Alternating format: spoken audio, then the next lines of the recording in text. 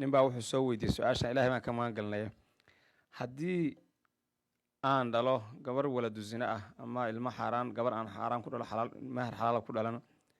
hadhow markay wanaagsan ma guursan karaa xaas ma ka dhigan karaa ما شاء الله horta sidiisa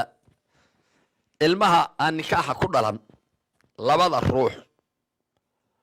hooyada iyo ninkii xaaraamta ku dhalay hooyadu waa hooyadii ilmaha nikaaxa ku dhashay xuquuqda ay ku leedahay ama ilmuhu ku leeyihiin hooyo oo kale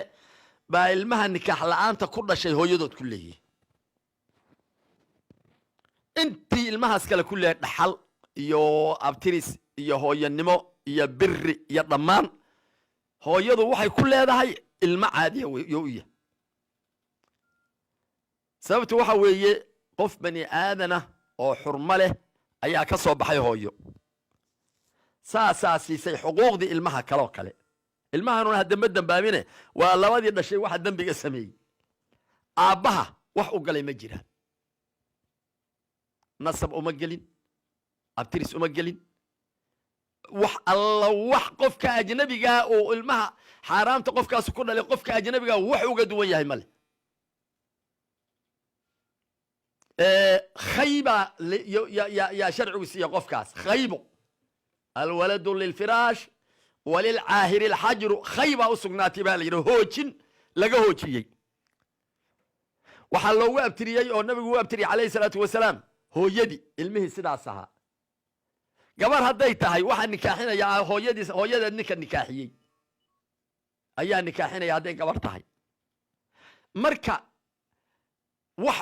ninkii xaaraamta ku dhalay ilmahaas wax u galay oo raada oo dadka kale oo uga duwan yahay ma jiro mar haddii la yidhi wax u galay oo raada oo dadka kale uga duwan yahay ma jiro haddee wax u diidahayaa ma jiraan asal ahaan waa saa sharciga laakiin waxaa la yidhahdaa waa makruuh waa wax aan naftu xamili karaynin oo makruuh ah oo inuu arrintaas sameeyo waa makruuh baa la yidhaahdaa laakiin marka la yidhaahdo sixada hadde waxbaba uma gelinba wax u galay ma jiraan gabadhaadii ma aha gabadhaada waxa ah gabadha nikaaxa kuugu dhalatay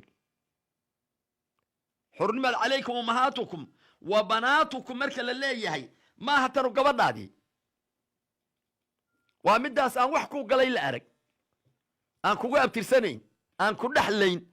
aan waysada kaa jabinaysa sida ajnabiyadda wax alla wax kuu galay aanay jirin marka mar hadday sidaa tahay haddee wax diidahayaa ma jira laakiin waxaa la yidhaha waa makruuh lidaalika jumhuurulislaam qaybuna waaba diideen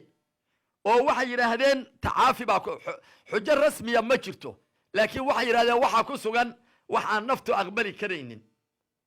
qaybuna waxay yidhaahdeen waa makruuh ee wax la oran kara caqdigaan sixmahaya ma aha sidaas weeyaan marka annaguna waxaan leenahay waa makruuh ama ma fiicne waxba ha ku falin haddii hadda wax kaa galay